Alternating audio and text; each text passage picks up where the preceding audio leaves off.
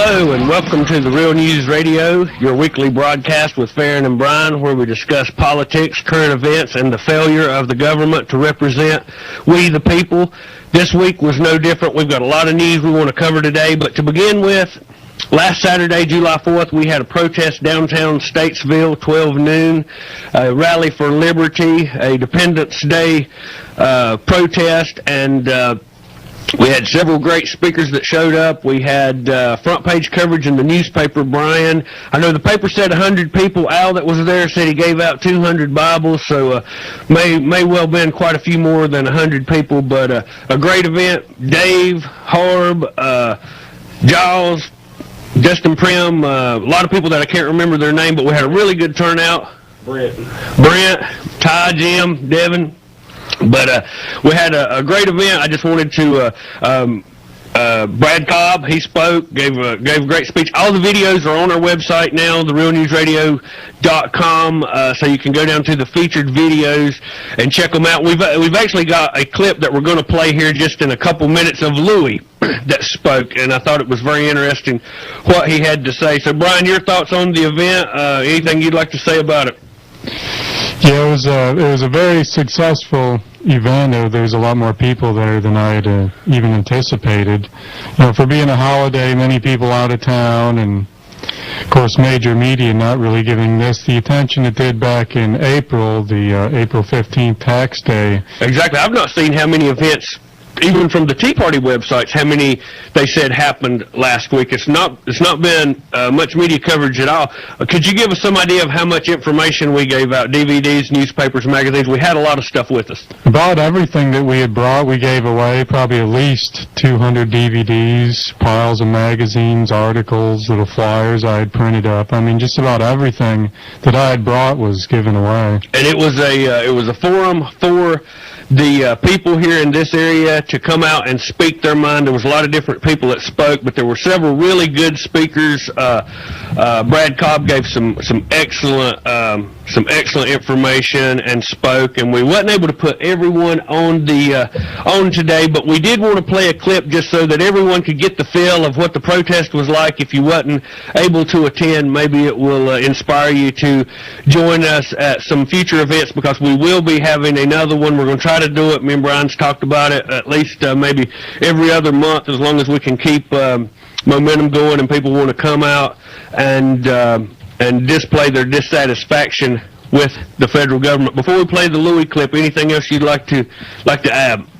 And certainly, given our situation, folks, this is your opportunity to get out and voice yourself. I mean, you certainly can't be happy with our situation right now. No, not a bit. And there's a lot of news that transpired this week. We've got a lot of stuff to cover, and as usual, in the second hour, we will be going to the phone. So let's go ahead and roll this clip. This is Louis. He was the first speaker at the event. It's about 2 minutes, but I thought he really made some good points. And anytime we do these events, we would like to maybe let play different people on the radio that show up and make some good points. So we want to play that now. This is Louis at the July 4th protest a week ago today. Was not city tax. No taxes at all.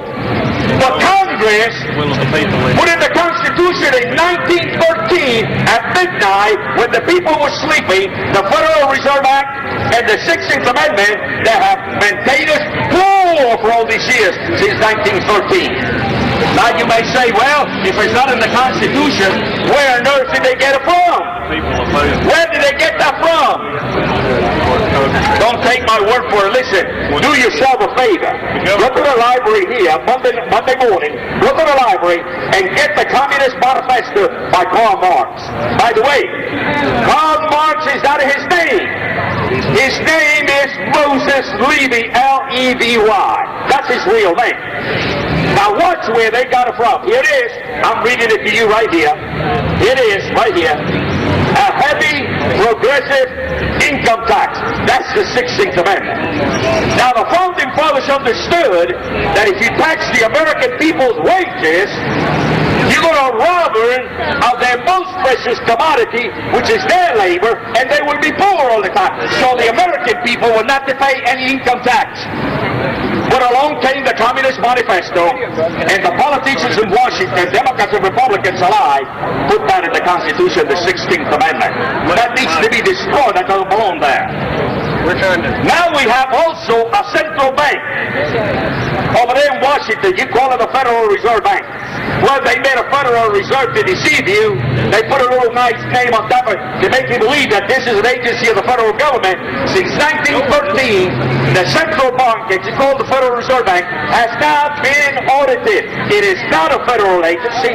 It is a private bank owned by families such as the Lehman Brothers and others like that.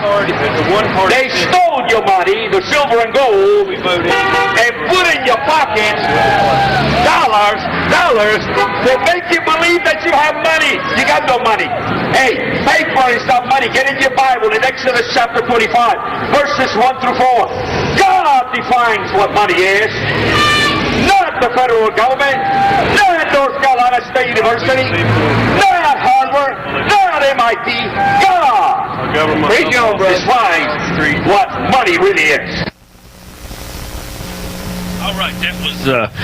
All right, that was just a sample of some of the speakers that we had at the July 4th event last week, and we wanted to thank Louis for those comments. And again, there were several great speakers, and they are on our website, therealnewsradio.com. If you'd like to see those in their entirety, that's just a couple of minutes. I think Jim has posted at least 3 videos, and Devin 1. So we've got some information up there. I hope everyone enjoys that. Brian, any comments? Paper's not money. Gold and silver's money. The gentleman told us the truth. A lot of people are unaware Federal Reserve is a privately owned entity masquerading as a government body when actually they have sold out the American people since 1913.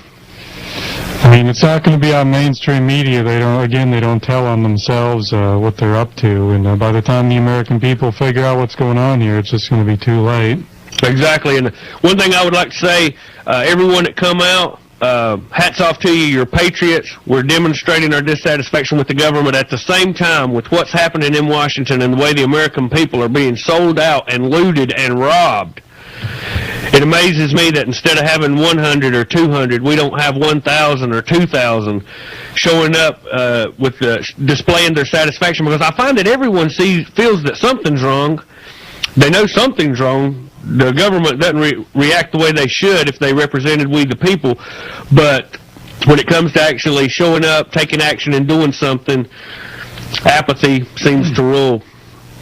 And the economic serfdom in which we are enduring certainly contributes to that. I mean, people are scrambling just to make their SUV payments, so most people, they look at this, it's well-intentioned, but I just don't have time for that. Exactly. We've heard a lot of that. Well, we've got just a couple of minutes in this first segment. Next week, our guest will be Virginia Fox, Congresswoman, 5th District here in North Carolina.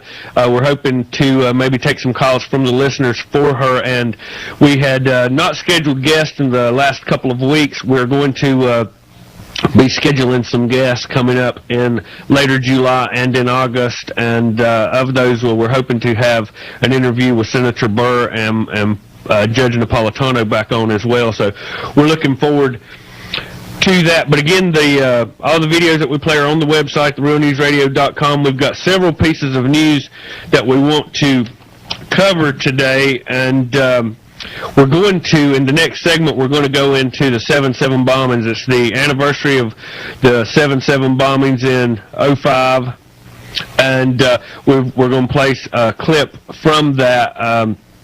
You want to lead us into that just a little prior going to the break? Yeah, I mean, the events of the 7/7 bombings in London are quite extraordinary. If you're not familiar with them, it's highly profiled in Alex Jones's excellent documentary, Terror Storm.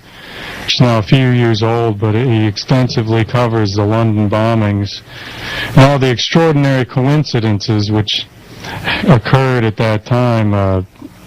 Amazing coincidences, and if you're like me, which you are. You don't believe in coincidences. Not to the extent that these were, and which there's a lot of reporting on some of the oddities of 9/11, but 7/7 bombings got very little media attention as far as pointing the finger to some of the oddities that happened. We will be back with that here on the Real News in 3 minutes.